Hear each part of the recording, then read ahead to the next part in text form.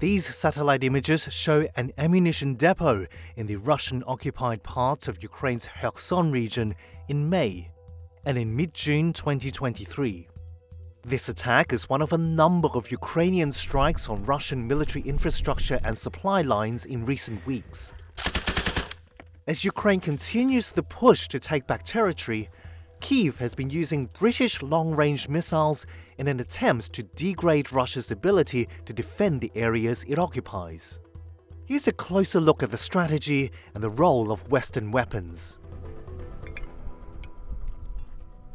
In late June, Ukrainian missiles struck a bridge linking the occupied Crimean Peninsula to the Russian-controlled parts of the Kherson region, Russian and occupation officials said.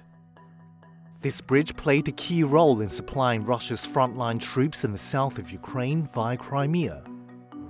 British intelligence said the route's temporary closure doubled the length of time it took for Russian logistics convoys to reach the front lines. The Russian-appointed head of the Kherson region dismissed the significance of the attack. Russian state media reported that rocket fragments indicated the bridge was hit with Storm Shadow missiles from the UK. Ukraine's stepped-up strikes against infrastructure deep in Russian-occupied territory came after London provided it with long-range missiles in May. Британські Storm Shadow далекобійні ракети роблять зараз дуже корисну і точну справу на фронті. The missiles are fired from aircraft and have a range exceeding 155 miles, enough to hit Russian logistics hubs and bases. This is dramatically beyond the reach of HIMARS launchers sent by the US to Ukraine, which were modified to keep their range within about 50 miles. Last year, Kyiv successfully used the tactic of targeting Russian supply lines with HIMARS to retake the city of Kherson.